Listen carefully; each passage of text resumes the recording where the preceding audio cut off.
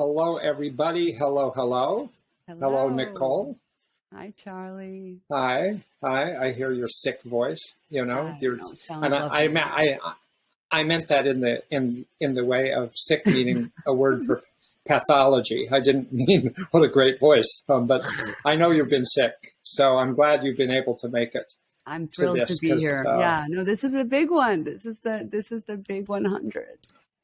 101 actually, this right? is so this this episode is the 101st podcast of To Hell and Back, and so I've been pondering what to do. I mean, it seems like it deserves something. It's been 100 episodes, starting literally 5 years ago. About right now, to tell you the truth, it was September of 2017 I that I did the remember. first one, and within the first three or four, I did the first person that I interviewed who was come from a hellish situation was a therapist in Puerto Rico, Domingo, who went through the Hurricane Maria there. Yeah. So it also seems timely that we just had Hurricane Ian going on in our country right now, and it actually did pass through Puerto Rico, but it is more devastating in Florida. So this is going to be a kind of like lessons learned over 5 years Full circle of moment. thinking about people who've been in hell of different kinds, and what have various solutions been that people have had. So been thinking about what to say to you all in this podcast. So I'm going to fly with that. And Nicole, I think I appreciate Yeah. you being here because you started out more I as a did. I listener. started out as a listener and a huge fan, and a lot of these episodes have really impacted me, have been incredibly thought-provoking and meaningful. I've shared them with a lot of people, and so I'm here just to hold space and to cheer and drink tea and be Yes. quiet in the background, mute myself so you don't hear my coughing, and really just say what a privilege it's been to be on this journey and then joining this journey. So everyone enjoy this. It's going to be a really delicious celebration. Oh, thanks. Thanks. Let's not overbill it before I do it, but I really appreciate that. And so, I wasn't thinking I would do this, but now that I mentioned the hurricane episode 5 years ago, I thought maybe I should start with singing the song I wrote at that episode. There was, I met with Domingo Marquez in 5 years ago after Hurricane Maria. Hurricane Maria took place on September 20th, 2017. And he went through that with his small children and wife and living in San Juan. And then after the first, I then had a second conversation with him. Some of you may have heard this, maybe you haven't. They're all preserved, but you could get access to it. But it was very interesting to hear him. And I was so touched by what he had to go through and how he prepared with his children that when it came to the second episode, I said, Domingo, has anybody ever written a song for you? And he said, no. And I said, all right, well, here it comes, because I wrote a song for you. And then I sang, it's sort of like, it's not really a song. It's sort of between a rap and a poem. So I have to dig it out right now. And let me just see if I can find it right here quickly. And I want to, I wish I had, a backtrack here. If I was more professional, I'd have a whole sort of a bebop backtrack of some kind that you would hear behind this. But it's just going to be me with trying to approximate the rhythm. And this is a song or poem called Ode to Domingo and His Island. So here it goes. Hey, yo, Domingo, there's something I want to sing. So escúchame, mi amigo, mientras yo canto de Puerto Rico. And the winds came up and they shook the place. Water flowed in, leaving not a trace of the earth you walk on every day and the places that you work and the places that you play.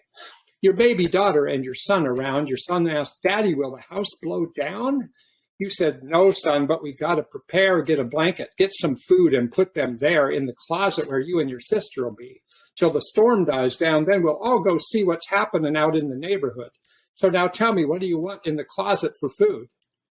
I just want Nutella and my blanket if it's cold, and my sister needs her favorite stuffed animal to hold. You got yourselves ready like 1,000 times before when hurricanes came knocking at your reinforced door. Got enough cans of food, gas for the car, jugs of water, and got your cell phones charged. But Maria was more than a hurricane. It was a once-in-a-lifetime fucking freight train roaring through the house, tearing through the town, smashing the whole island, shutting it down. Streets became rivers. Trees were uprooted. Roofs went flying. The country was screwed. Power was destroyed, and you weren't connected with internet or phones, and your water got infected. And you all prayed for help, but it was slow coming round. The mayor of San Juan cried out and got smacked down by Trump, who gave himself a big fat A and proclaimed victory for the USA. To radically accept this kind of behavior would be hard for Gandhi, Moses, or Christ the Savior. Then you all went out to the countryside where the terrible damage could hardly be described. You found an 80-year-old man whose house was gone, with no food around to keep him going for long. And you and your friends, in the spirit of giving, went out to discover who was dead and who was living, went out to lift your people up and fix your gorgeous land. You and your country took your future in your hands. It's strange to say you're lucky when there's been catastrophe, causing so much suffering on your island in the sea. But if there's lemonade or guacamole, it would be to see that every person matters. Reciprocity is helpers helping victims, helpers being victims too. Children help the parents who do all that they can do.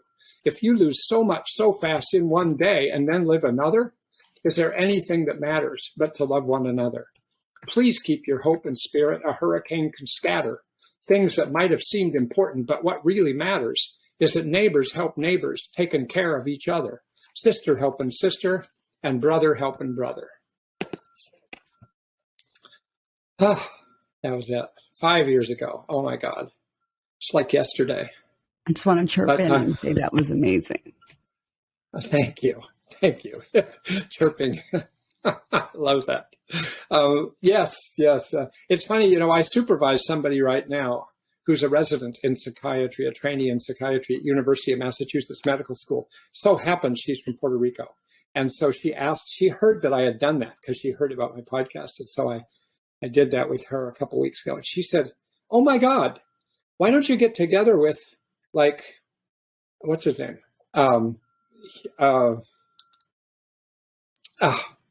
Miranda. Yeah, Lin-Manuel Miranda. Yeah. Lin-Manuel. Yeah, why don't you get together with Lin-Manuel Miranda and the two of you could perform that, and people would love that down in Puerto Rico. I thought, oh, what a great idea. So, okay, I'm on that. Okay, Lynn Charlie and I, we're like Hamilton. This. Charlie and Lynn. Okay. So anyway, that's where the whole podcast started, and it very much inspired me. And I want to say a number of things today. First of all, I want to talk a little about why the hell am I so preoccupied with hell? And just say a little. This might not interest you because it gets kind of into personal reflections, but you never know. And so because I have to start to wonder, after an entire career in a family where my father was first a car salesman and then the manager of a golf club and country club, where people always act happy, though actually when you're the club manager, it's not always happy because all of these rich people are blaming you for not having the right kind of butter on the table when they brought their guests. Fuck them, it's like, so it's not always a great job, but for me, it was a place I grew up around a golf course and people are laughing and talking and playing golf and swimming and stuff like that. It's sort of like, what does that have to do with hell? And then I went off to college and I did okay and continued on to medical school. But I'll tell you where I started to realize that I was kind of preoccupied with suffering.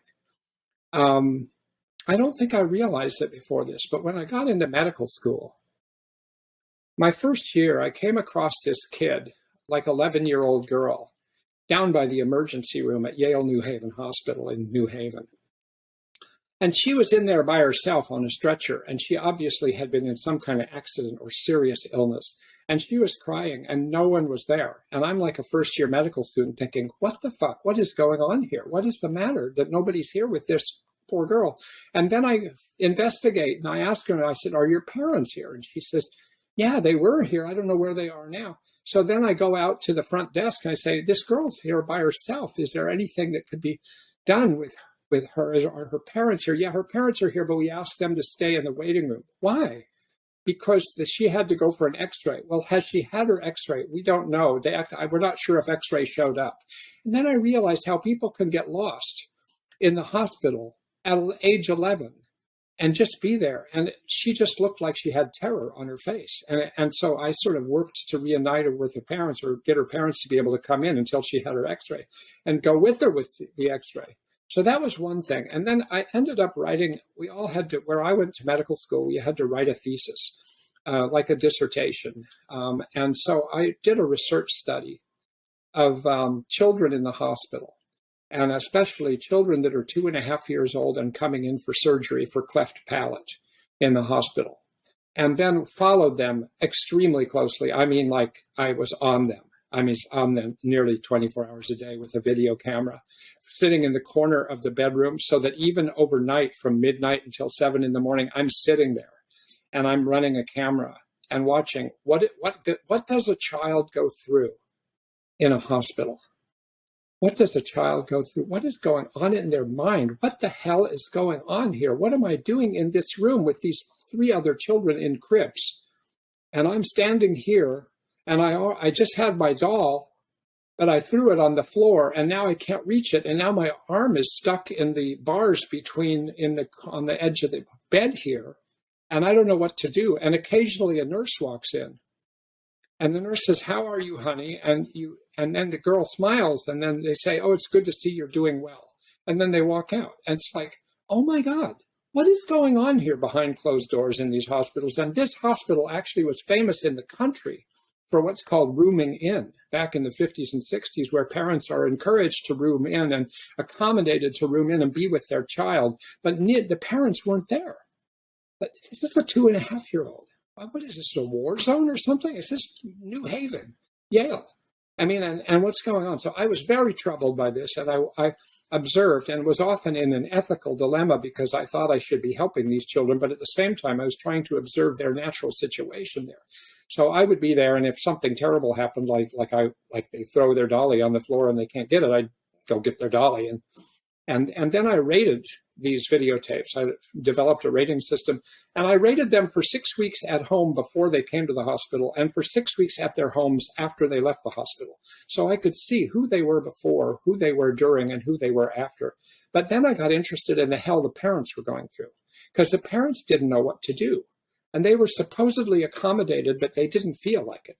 And they felt that this is an alien environment, and that nurses treated them like second-class citizens. So they would not come. And then they would come and expect a warm welcome from their daughter or son. And their 2.5-year-old daughter or son would reject them, which is classic with separation anxiety. And so it's like I was very preoccupied with the suffering, with the hell that 2.5-year-olds are going through in the hospital, and the parents are going through at home. And actually, if you get to know the nurses, some of the nurses are going through trying to be nurses with all of these children. And so then I started hanging out on the pediatric ward while I was a medical student. And I would be part of a program that was called Child Life.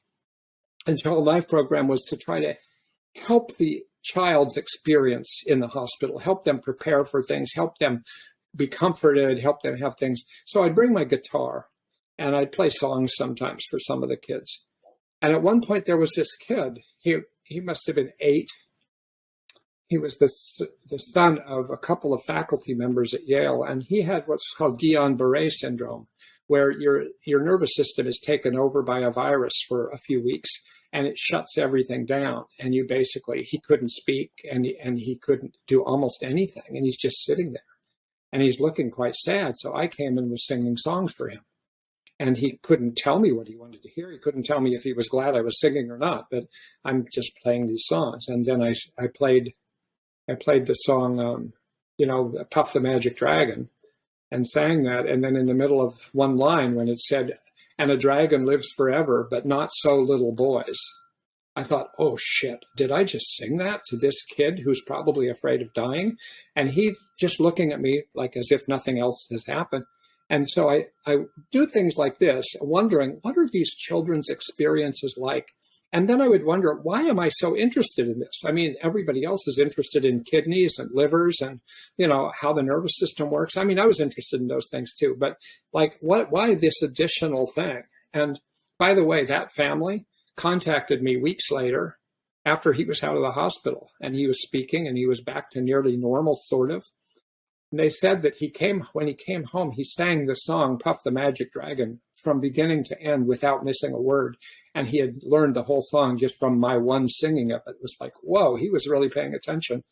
And so I was very involved with that, and then very involved with the Yale Child Study Center, and interested in traumatized children and children with autism and what's going on with all these people, and children with childhood schizophrenia. And then, so that was a big deal. And then there was a certain moment when I made this connection. And it's weird that I hadn't made it before, but I made this connection that we were in a seminar actually about our own experiences in medical care. I forget the course it was, but we were having like 8 of us in a circle talking. Someone said, well, has anybody here ever been in the hospital? We went around the room, and I said, no, not me. And then then I sat there for a minute. I thought, oh, that's not true. I was in the hospital. And so I came back, I raised my hand. I said, no, I was in the hospital. I just don't remember it. Why don't you remember it? Well, so I was 6 weeks old. Oh, what was that? Well, I had a tumor growing on the side of my jaw, and it was growing really fast, and they didn't know what it was, and they thought it might be a dangerous cancer, but they didn't know. So I was in Oregon, so they took me to University of Oregon Medical Center in Portland, and they had all these doctors see me and decide what to do, and they decide, okay, we should take this out. So they take out this thing, and it turns out to be a benign tumor that's growing on my jaw. Then I was in the hospital again. Then I thought, oh yeah, and I've been told I was also in the hospital when I was about a year old, and I had whooping cough, and I was coughing so hard that I couldn't breathe.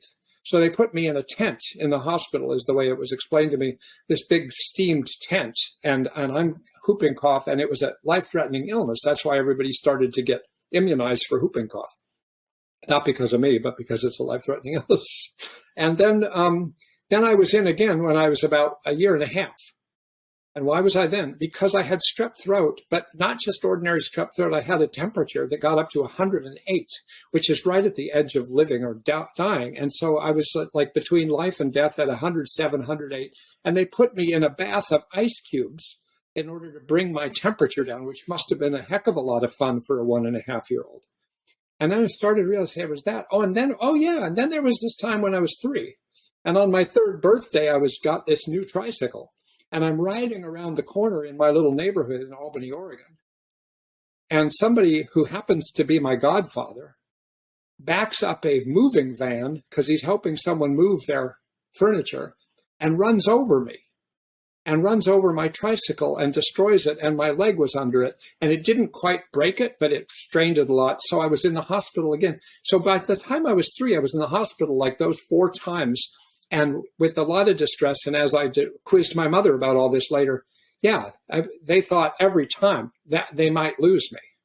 So I went through all of this, and I have no conscious memory of any of it. I have a tiny memory, actually, of my leg being up in traction when I was a little boy, and I was 3, and I was in the hospital. I'm lying on my back, my legs, but nothing else. So I am absolutely convinced by now, after years of living and years of being focused on hell, and years of psychoanalysis that I went through, 11 years, by the way, if you're thinking that I haven't been rehabilitated, like 11 years, 5.5 with one psychoanalyst and 5.5 with another one, and other forms of therapy and all kinds of investigations and meditation and stuff. I am convinced that even though I still have not one conscious memory of this, it formed my life's career. It absolutely. I am just preoccupied with this. Like, I just go everywhere I go. I think, how is that person coping with that version of hell? How did they get through that? How did they get through? And all the books that I read about the Holocaust, how did people get out? Oh my God. I mean, it's like, so I've always been preoccupied with this. I was always most interested in all movies when I was younger, in the movies of people who escape from prisons. Like, how do you get out? Escape from Alcatraz and things like that. And so I was into that, and I was into stories like that. And I was into escape stories and rescue stories in a magazine called Boy's Life when I was growing up. Like, Boy's Life was, I couldn't wait for Boy's Life to come. And I would turn right to the page where there was the story about the boy that saved somebody and got someone out of hell, you know. And I was interested in Lassie, as the show of Lassie was every week would rescue another person. So I was clearly, though I grew up in rather benign circumstances, at least that's how I think of it, in Albany, Oregon, with a family that was reasonably okay. Actually, my mind was preoccupied with these things. And so in a way, it makes complete sense to me that I just did 5 years of To Hell and Back. I mean, and that this is like there, and that before that, for 25 years, I started out as medical director of the Department of Mental Health in Western Massachusetts.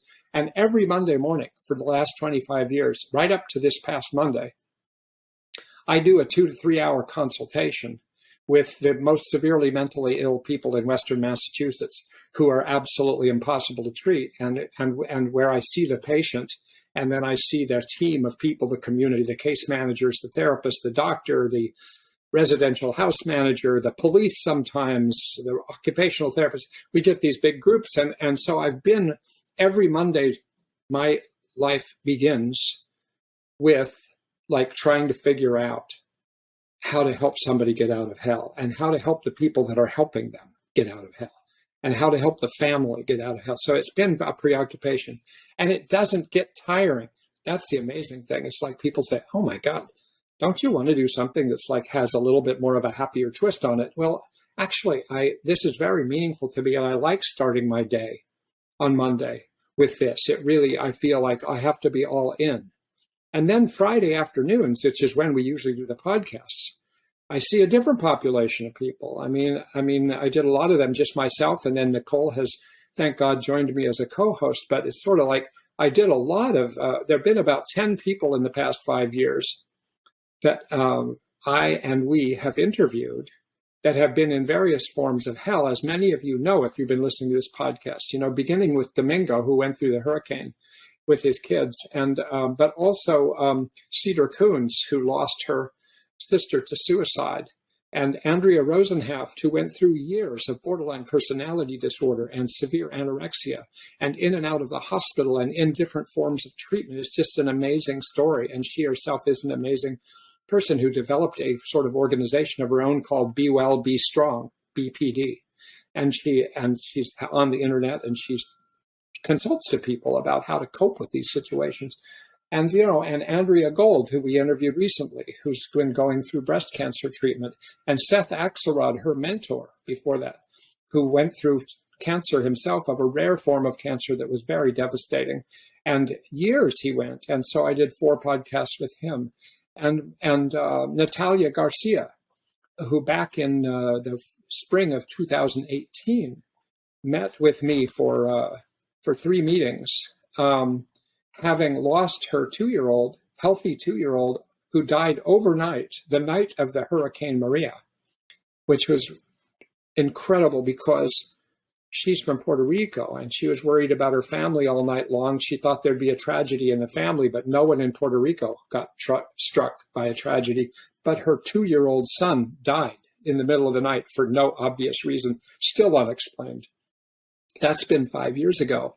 So meeting with her, and then Beth McCrave recently, whose son Ross killed himself a little over 2 years ago, and she spent 2 hours talking with me and Nicole, and then her son Teddy, which just got posted last week, the podcast, talking with Teddy about the experiences of his brother and the loss of his brother, and then Teddy's fiance, Mariah, and that was just posted yesterday, who was a very dear friend to Ross. And so all these different varieties of hell. And I just want to say something about this because I try to understand how people experience their particular version of a hellish circumstance. And then how do they survive it? And how do they get out of it? And how do they move beyond it? And I have all these questions. And it's a different answer with each person. But and then when I stopped and thought about the past 100 episodes, and many of which have been focused on this, and then most of them, other than that, are focused on solutions to being in hell, many of which came from Marshall Linehan and DBT, I realized that it might not be fair in some ways to extrapolate from these people that I and now we have interviewed on the podcast and how they got through hell of their own. And why might it not be fair to extrapolate from them or might not work? Because my Friday afternoon podcast population is very different than my Monday morning Department of Mental Health population of severe mental illness. Because the podcast people, and I realized this when I thought of each one of them, and the past week I've been going over thinking about it and listening to some of the podcasts again. They are such amazing people that I have had the privilege to interview. I mean, what some people would call badasses. I mean, just sort of like these people are like, how did this person do this? They're people who faced difficult odds, came through it, and they're very articulate. Every one of them is very intelligent. Every one of them is very skillful. Every one of them is talented in one or more ways. Every one of them is in an intact family. Every one of them is appealing and conscientious. And by the way, the prognostic factors that have to do with how are you going to do with a mental illness, two of them that grow out of long studies of personality characteristics called the 5-factor model of personality. There's 2 factors that weigh in heavily on future prognosis, and one is called agreeableness. If you're high on agreeableness, and it's sort of what it sounds like, it's being appealing and pleasing and connected to people, and high on conscientiousness. If you're high on conscientiousness and high on agreeableness, these factors seem to predict doing better than if you didn't have those factors. So these are people who have, and a lot of them are just very appealing and attractive people just to interview. So this is a very select group of people who are not alone in the world like this, but they are filled with the graces and the blessings that predict that somebody would do better. And the people I see on Monday mornings, these are people who are often of low intelligence, or at least they haven't been able to use it, or severe learning disabilities, severe medical conditions throughout their life. They've been traumatized. They've been neglected. They've often been beaten. They've been forgotten. They don't have money. They're living on public assistance. Some of them have been involved with the police a lot, which is like a whole system that you learn other things in. And they just don't have any of those blessings. Now, occasionally they do have some of those blessings, but it's just a very different population. So the question is, can I extrapolate from the way the people in my podcasting people have coped with adversity? Can I extrapolate that and say, is that of any help at all to the people on Monday mornings?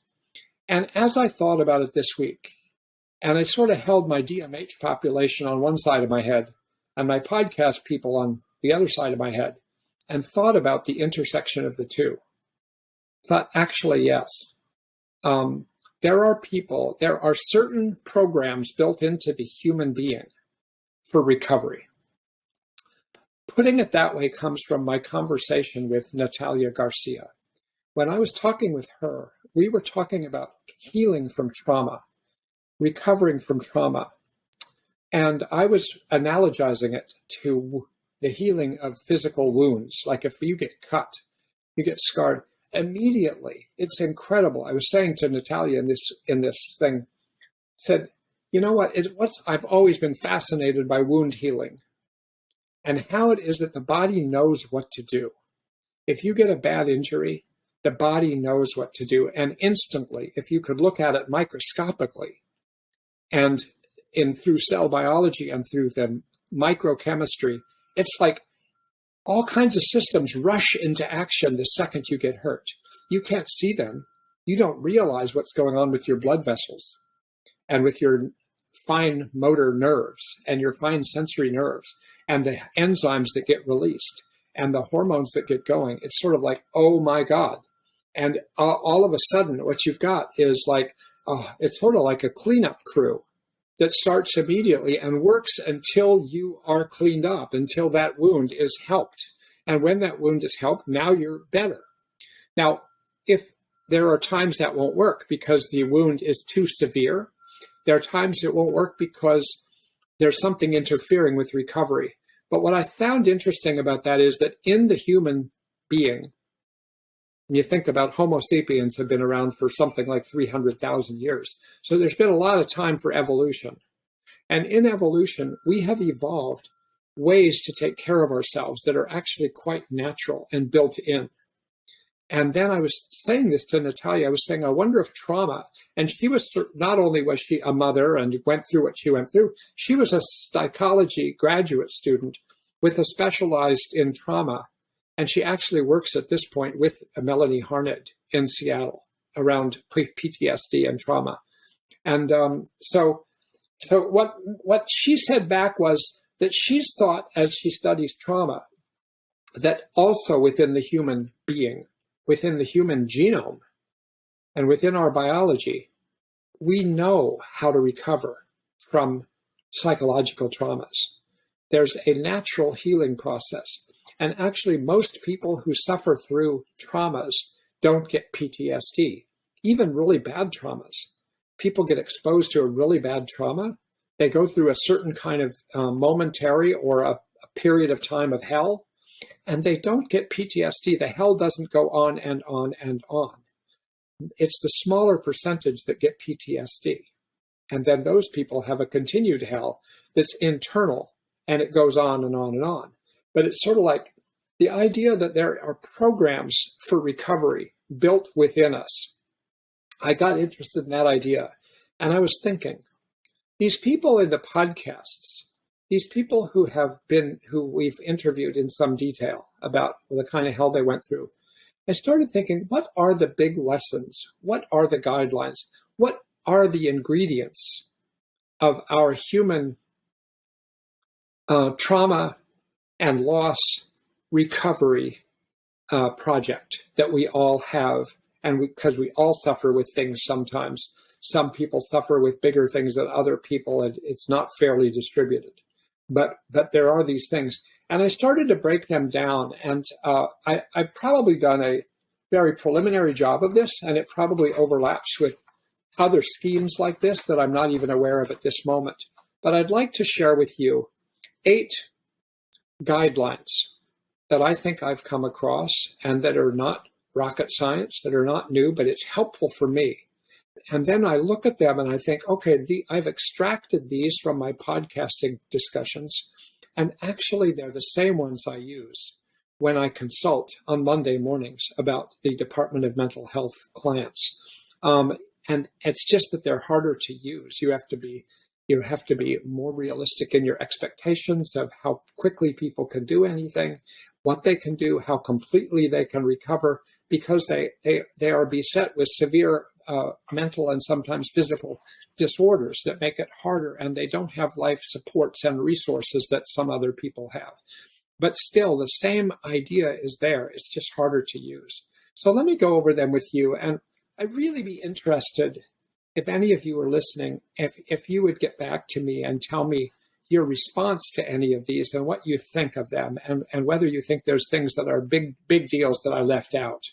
And it would just be very interesting to me. So you could leave a comment wherever you listen to this podcast, or you could go to my website, charlieswenson.com, and you could send me an email through my website, and you could do it that way. But one way or another, it'd be great to get some feedback. So here's the things I thought of. I tried to narrow them down to make them quite understandable. I tried even to create a little acronym because that's what people do in DBT, but I couldn't, at least up to now. I couldn't think of a good acronym. The first one has to do with time. What I've learned from a number of the people who've been through hell and have interviewed with me is that you really have to watch out about having any artificial expectations about the time of recovery from traumatic experiences and losses, is that it actually is invalidating to people. If you think in a year it should be better, there's several people, most recently I'd say with talking with Beth McCrave, and she had a conversation apparently with Cedar Coons, another person from previous podcasts, where they talked about timing like that. And because Beth said, everybody said the second year was going to be better, but the second year in some ways was horrible of the loss. And then Cedar said to her, yeah, I found the same thing. And actually, I found the third year started to be better.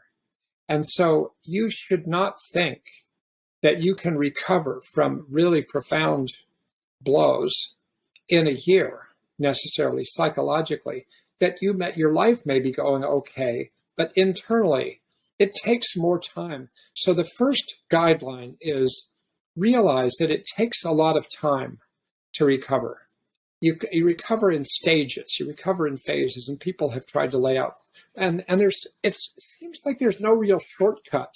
If you lose somebody who's one of the most important people in your life, it isn't like it's going to be like better next week, 6 months from now, a year from now. It could be that a year and a half from now will be your deepest, darkest pain about losing this person. So there's not a timeline.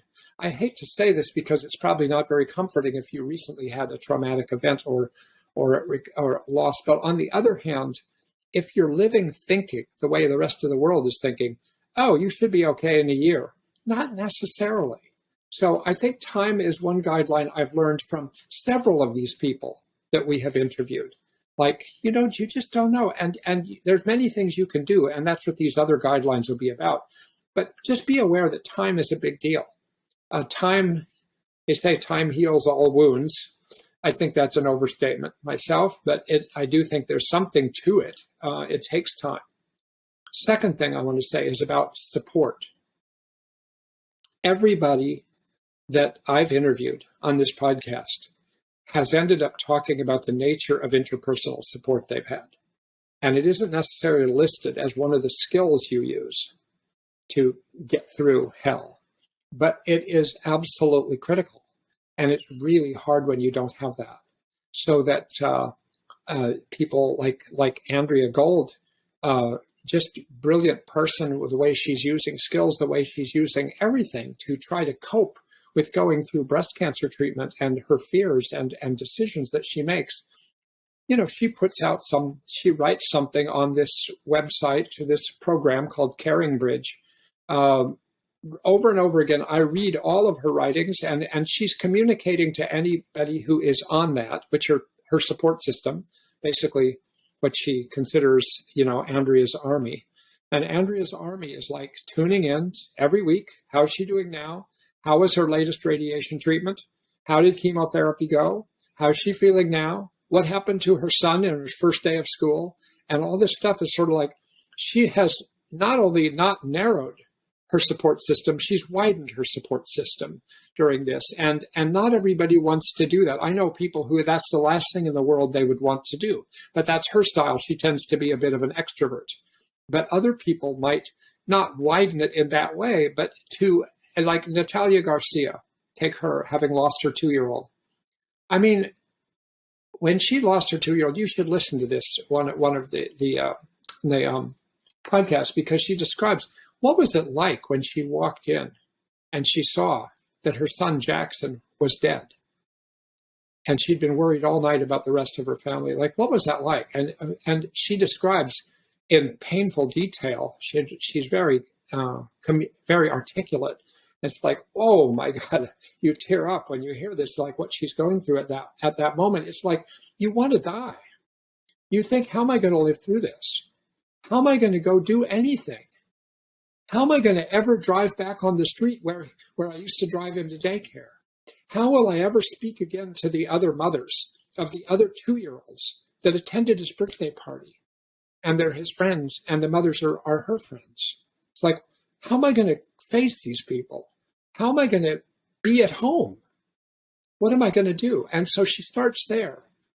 And then at a certain point that's very key, after many conversations with the other mothers, she realizes those other mothers don't know what to say. They want to be supports, but they don't know how to be supports. Every one of them is afraid they're going to say the wrong thing. If she visits one of the other mothers, she notices that they take down all the photographs of the children in the house because they don't want her to see the photographs of the children because they think that's going to hurt her feelings. And so she starts to realize they don't know how to support me, but they want to be supportive. And that was a very smart recognition. I mean, it could just feel like giving up on your friends. But actually, she decided to inform her friends how to be. So she wrote a letter that she read on the podcast called The Letter to My Mommy Friends. And you hear that and you think, oh my God, everybody should do this because friends don't know what to do. When you've had a terrible thing happen to you, friends say such stupid things. They don't mean to. They fall all over themselves trying to say the right thing. And we all do that. And so she wrote this letter saying, look, if you don't know what to say, that's completely understandable. I don't know what to say either. It's fine. Just be there, and don't worry about the pictures. And don't worry about asking about how I'm doing. Please ask how I'm doing, however you want to. You can't make a mistake because I know you're all well-intended. So she validated all of her friends and she suggested things to do. It was just brilliant. And it made me realize that's a really smart, and she's not the only one who's done things like that. And then you think of like Beth McCrave after she lost her son, the way she talked about how people don't know what to say and people are trying to validate her and be nice to her and say things. But the best thing she found was her best friend, Laura, who would come to her house and the two of them would take a 5-mile walk. And they would just walk. And sometimes they would just walk and never say a word. And Laura would come there in the morning and they'd do a walk. And she'd come there at the end of the day and they would do a walk. And they did that month after month after month. And it was the most comforting thing. And so Laura was kind of an introspective kind of person and an introverted kind of person who was just steady.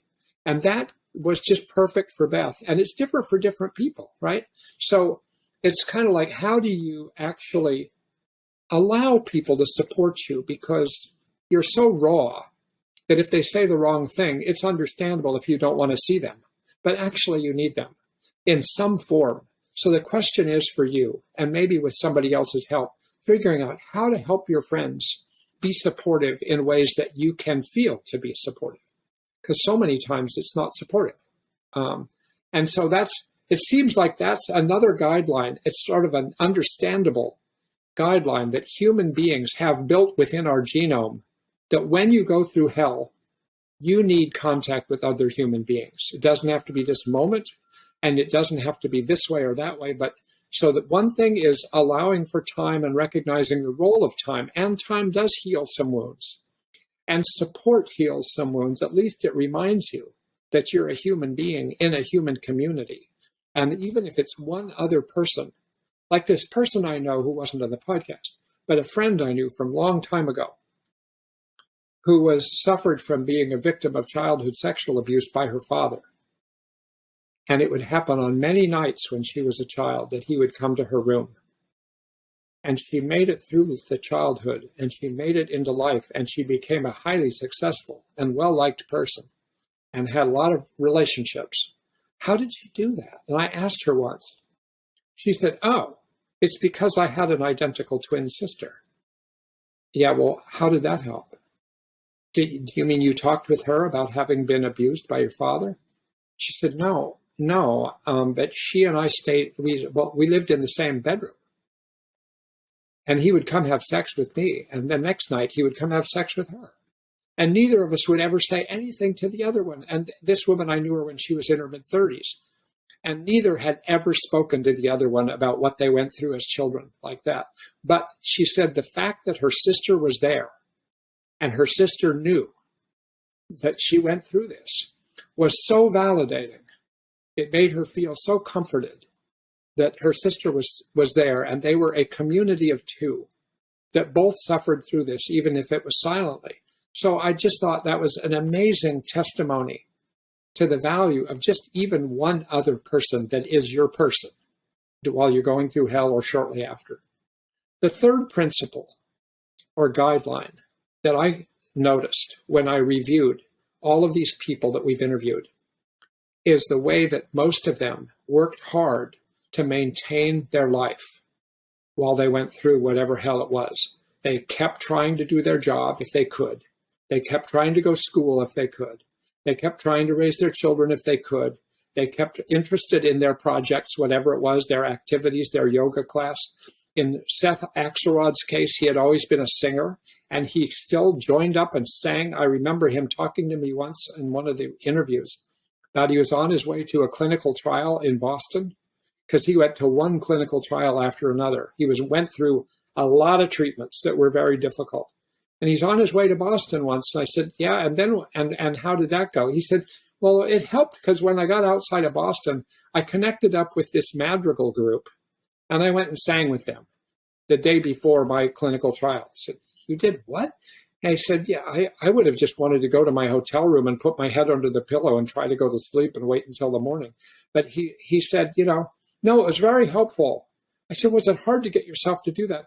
It was sort of hard. I had to question whether I would do it, but actually I knew I wanted to do it. I love singing, and I didn't want to give up on my singing. I mean, I didn't know if I was going to live through this, but I didn't want to give up on my singing.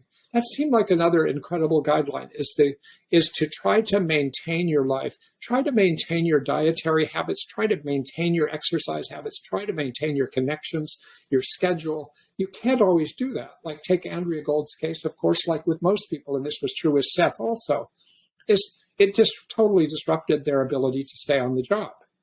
But on the other hand, they stayed in touch with colleagues as much as they could, and they would stay tuned in and still mentor some people and still be interested in what's going on. So there's that. And I know that was true of Cedar Coons, who was out in New Mexico by then when I did this. Another guideline. So now we've got time, the kind of support you get, and keeping your life going. The next one I want to talk about is suffering skillfully. Suffering skillfully. What does this mean? I mean, part of what helps you suffer less is if you can suffer skillfully. And this comes out of all kinds of spiritual teachings, as well as sort of stress management teachings, is that if you can, and when you can, lean in to your pain, cry, be upset, allow it, rather than block it, rather than avoid it. If you can go into the fire, go into the fire. If you can go into the pain, go into the pain. Sometimes you can't, and then you need a different way to go, which is part of DBT, of distress tolerance skills. But emotion regulation skills in DBT is aligned with exposing yourself to the emotional pain, because if you don't do that, if you think you can shut the door on your emotional pain, you might be able to momentarily, but it's going to multiply and come back at you most of the time. So the idea is to suffer skillfully is to try to generate the capacity to stay with yourself even when you're suffering.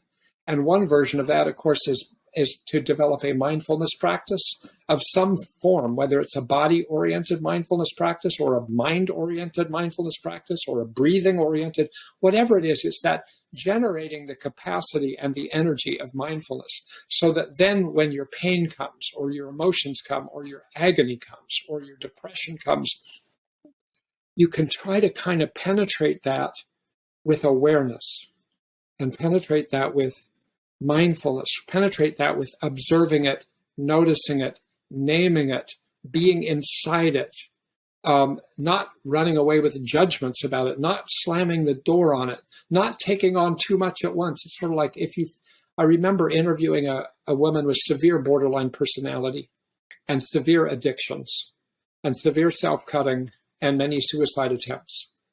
And this woman, when she was interviewing with me, And she was describing the chain of events that led up to a suicide attempt.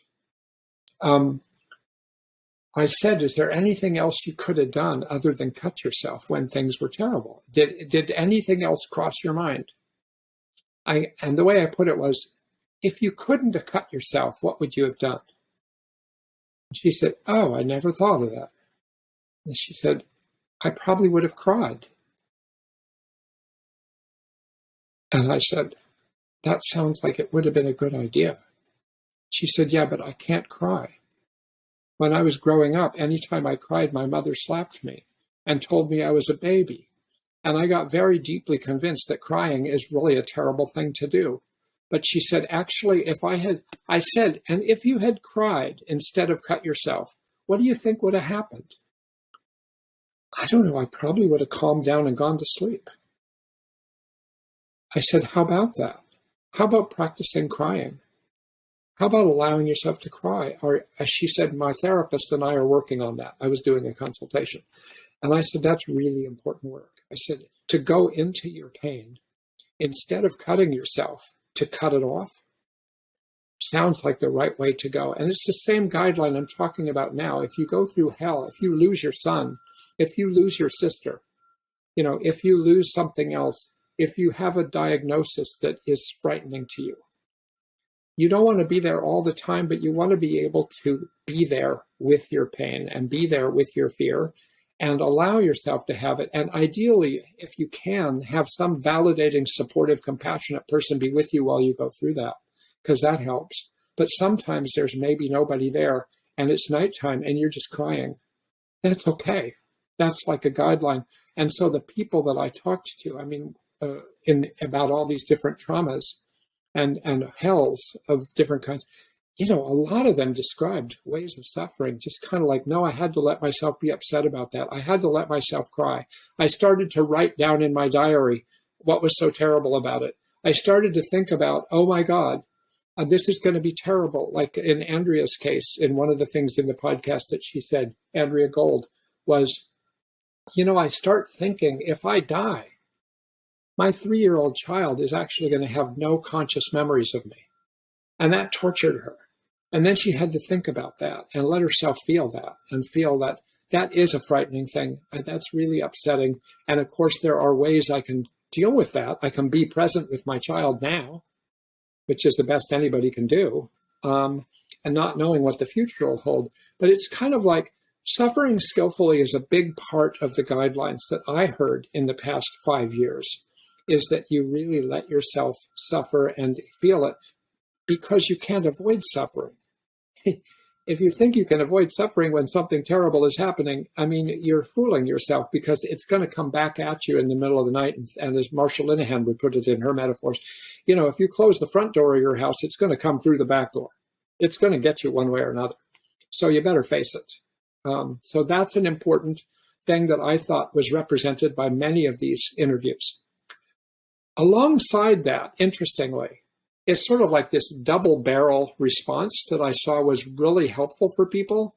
One is the suffering skillfully, allow yourself to suffer, lean into it, go through it. It's not going to go forever. Every minute you're going to it's going to peak and it's going to go up and down and stuff. But while you're doing that, on the other hand, do what you can to pursue positive emotions. Like sometimes you're in such hell, you think, well, I can't pursue positive emotions. How can I pursue anything positive? Everything's terrible. But actually, if you put your mind to it, and if you have ways to do it, in the DBT skills manual, there's this whole section on pleasant events, on figuring out what are the things that routinely and predictably will make you feel better, given who you are. And you want to come up with your own profile. For me, I get in a terrible mood sometimes. And I've said this somewhere along the way on the podcast. God knows what some of you have heard before. But it's sort of like my wife would say, why don't you go to the golf driving range and hit golf balls? And I'm thinking, my first reaction, I must say, is sometimes like, what a stupid thing to say. I'm feeling so terrible and you want me to go hit golf balls. But actually, it's the most brilliant thing to say, because actually it's absolutely true. I can be in a terrible mood for reasons that are whatever they are. And if I go start to hit golf balls, I've done that since I was a child, I almost forget the rest of the universe exists, except that little golf ball lying down in front of me. And then I start hitting golf balls and see where it goes. It's such a simple procedure. I mean, it's not simple if you're a golfer. It's very complicated, but it's like, that's why people spend until they're 87 years old every day talking about their golf game. It's like unbelievably complicated. But as a practice where there's no stakes on it, you just go hit a golf ball. It's like people who like to sail. Go sailing. It's people who love to bake bread. Just go bake bread. It's like people who like to watch YouTube or watch whatever. So it's kind of like, if there are some predictable things you can do that bring you pleasure. I'm thinking of Beth McCrave. She suffered terribly. She suffered terribly before her son took his life and after her son took his life. And yet she'd go out in nature, which she loved. She goes hiking regularly. She goes into the nature in New Hampshire and Vermont and Maine, and she takes pictures of beautiful things and posts them on Facebook and stuff. But also she just goes into nature and she walks and goes camping sometimes and things like that. And Seth would go off singing, and I see what Gandria Gold will go off with her children and go off to a cabin in the woods. Not that far from where I live. She lives in Rhode Island, Providence, Rhode Island, but she has a friendship with Alan Frazzetti, another DBT person, and Alan has a cabin in Belchertown, Massachusetts, in western Massachusetts, and he lets her go use it. So she goes and she finds cool things to do with her children, even while she's terrified about her next treatment and whether it's going to work. So it's kind of like how important it is to pull yourself up out of your dreaded situation without invalidating yourself and say, it is a dreaded, this is a terrible situation, and I'm going to do something fun. I'm going to go do this, or I'm going to go be with that person, or I'm going to go be with people and we're not going to be sick at all. You know, I had this experience when 28 years ago in the summer, when I volunteered at the Hole in the Wall gang camp in Connecticut with children. I've mentioned this before on the podcast, something that Paul Newman developed with his philanthropy from his food business. And there were 120 children there, all of whom had life-threatening or chronic conditions. And I was in a cabin with 8 of them. I was a volunteer. There was another volunteer, and then there was a staff member. And we had these 8 boys. I still remember these 8 boys. It's like 28 years ago. And the way the camp was set up was based on this principle. All day, they had stuff going on. It's like normal camp stuff. It was a chance for kids who spent their life in the medical system to get out in the woods in a campground, a well-constructed campground, with a waterfront, with a totem pole, with cool dinners, with singing, with taking walks to the degree that you could, because some of them were we had one of our 8 boys was in a wheelchair. This is a boy who was an extraordinary athlete and student from New Jersey who developed brain cancer.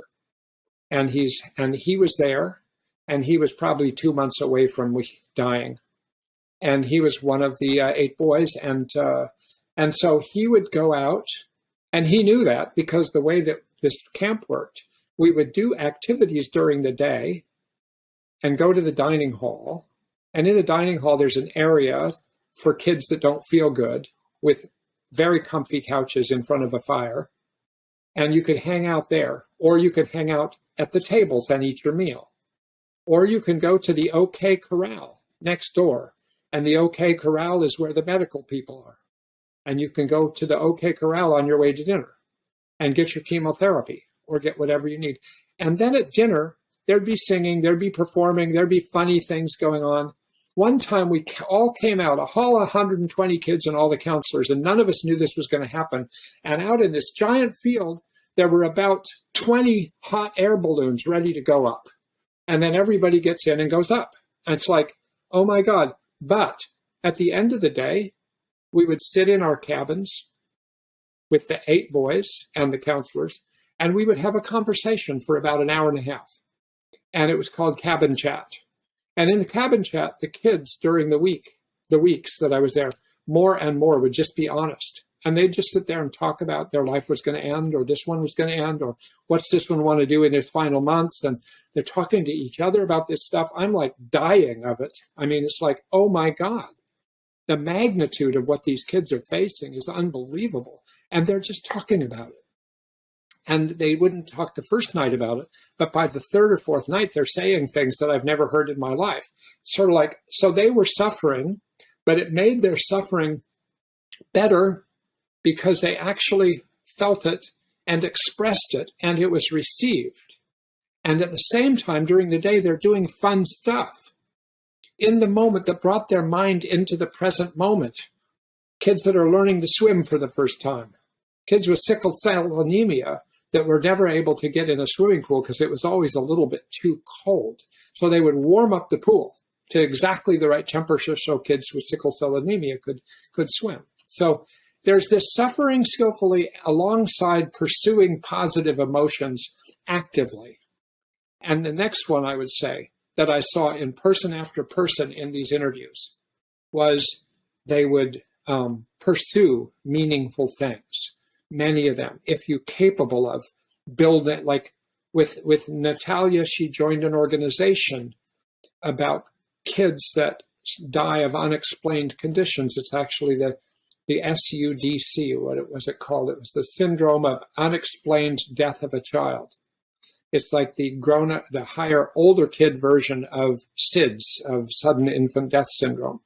And with research and everything, so she became part of that. She did fundraisers for that. She created her own whole system to honor her son who had died, Jackson, that got a lot of people involved in things. I can't remember the exact nature of it, but actually, since we're going to do a 5-year follow-up interview next week, I want to ask her about that. And is that still going, and remind me exactly what that was. But and nearly every one of them, one way or another. I mean, Beth was already a family connections teacher, and she would continue some of that. And nearly every one of them, one way or another, has incorporated what's happening into meaningful activity, which then helps them in a longer-term way. So that's another thing, pursuing meaning. And the last one I want to mention is what I'll call, it was a potpourri of things. And I tried to think, what do I call this? I'll call this creative solutions. Creative solutions. So take Seth Axelrod. He would get on the internet and he would depict how he was doing for people with cartoon characters and movie characters, and especially Iron Man. So he started to call himself Iron Man, and he would put cartoons up of particular things from the Iron Man comics and movies that represented beating off of this one and knocking down that one and making it with this. And he was showing, here's how Iron Man's doing today. And then it'd be like, Iron Man's laying down today. He's not doing so well. But then he'd look a certain way. And then people would respond to him on the internet about how's Iron Man doing and stuff. So he would use this metaphor. And it was funny. I mean, here it is. This person's dying probably of what he's going through, of this rare cancer. And he's making up this Iron Man thing. And he's communicating to people through it. And when I went to his funeral, so did Andrea Gold. I saw her there. And at his funeral, I mean, he's talking about Iron Man. And we're talking about Iron Man. People who would get up and speak at his funeral would talk about his humor and his Iron Man. So I think for some people, a sense of humor still works and even is a helpful thing to have. It isn't like you're laughing at hell, but you're laughing your way through hell part of the time. You're having a day where you cry for part of the day. You do something meaningful for part of the day. You try to get through the fact that you're feeling exhausted for part of the day. And then you're frightened for part of the day. And then you're making a joke at the end of the day for part of the day. In other words, your life still has some variety to it. It isn't just blanketed by awfulness every minute. Some people convert it to art, some form of art, some sort of painting, some form of writing, some form of craftsmanship. Some people will get involved in some kind of movement, some kind of martial arts, some kind of yoga, some kind of dance thing if their condition allows it. But something that's a little creative, a creative adaptation. And though I feel like I'm running out of time, but I want to make one more point. When I said that these guidelines that I'm sharing with you now, that probably you could have all made up without even hearing me talk. I mean, so it isn't like these are a rocket science or anything. I think they're part of our human condition that help us with recovery, and probably you recognize every one of them. But what's tough is when I sit down on a Monday morning with people who have no resources and their team who doesn't know what to do. And they say, what are we going to do about this person? There was this person from a local area here. And she was in her 50s, and she had had a pretty tough life. And when things were going bad for her at her group home, she'd go out on the highway and put up her thumb, and she'd catch a ride with a trucker. And she'd get on a truck ride with some guy that she never met, and she'd go wherever they're going. And she'd end up in Kansas, I remember once. And then we'd get a call from Kansas from some hospital saying, this person says she's from there, but she was hospitalized for her psychosis here. And so can someone come get her? It's like, okay. And so many times we'd have to go find her again. And we didn't know where she'd end up. And we didn't know what these men would be doing to her, what she's doing to them. And we don't know what's going on. And then she'd come back. And then it also, someone in one of our consultations said, you know what's interesting about her is that when she's in the hospital, she far prefers to be in respite programs, not hospitals. Respite programs where people stay a very short time. You're still a little bit confined. And someone else in the group said, you know what it is about her? She likes movement. She's always either on the go or she just likes people who are on the go. She doesn't like to be stuck in one place. Oh, well, that was interesting. What's the creative solution to that if she's living in hell? And so what somebody else came up with from that group home said, maybe we should redo her room as a bus station. That was brilliant. I mean, so actually she liked that idea. So in her house where she lived in her group home, they put up posters that would be like posters you would have at a bus station with schedules and destinations and pictures of buses and stuff like that. And they had a certain kind of music she would have in her room that would be kind of like Muzak from a bus station. And then she would ask people to come in and hang out with her from the rest of the house. Hey, why don't you come to the bus station? And that helped her, right? That's a very creative solution to being in hell. It's creative. It's sort of like Seth using Iron Man. And yet she's somebody with so few resources. I mean, Seth is one of the most skillful and endowed human beings I've ever met. I mean, the guy just was amazing. And that's why he was a mentor of many people and was so good at what he did.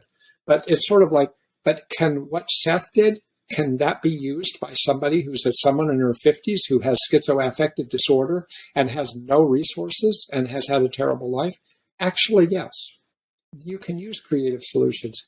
You can offer certain kinds of support. You can learn to validate that person and give them, and it actually makes a difference. And you can help them maintain their life if they had a child 30 years ago that they haven't spoken to since then or something like that.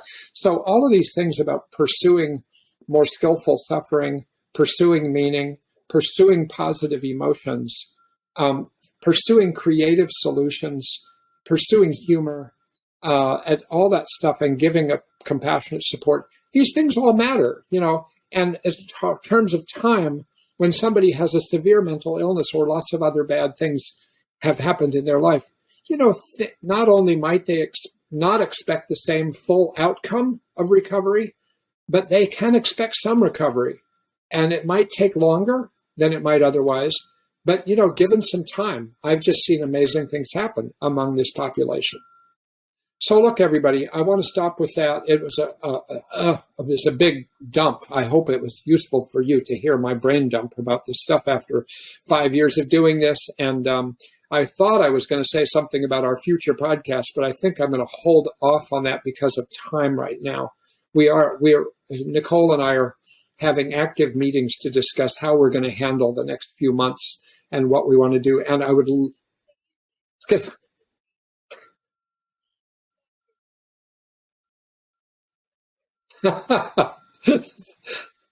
Thank you. Thank you. but we're gonna be putting things together, and it would be very nice, like I asked earlier, to hear from you about what you thought of some of these guidelines. But it would also be very nice to hear from you, whether you go through my website and leave something, or you leave a comment in a podcast, wherever you're listening to this as a podcast. I mean, we would just love to hear, like, what would you hope would be talked about in this next 6 months? I mean, because we're sort of forming our agenda now.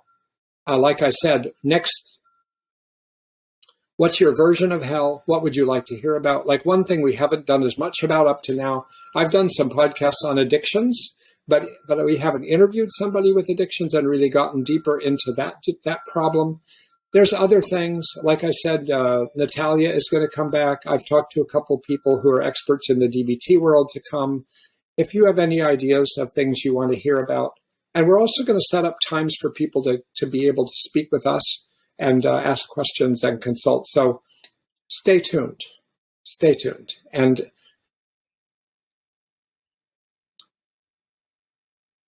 yes, absolutely. Absolutely. We say that a lot and never happens very much, but I want it to happen. And all of you, if you went to the trouble of listening to this whole thing, you definitely should do that. So anyway, thanks for tuning in. I hope we hear something from you about this. And Nicola, get better. This is like, you guys don't know the hell.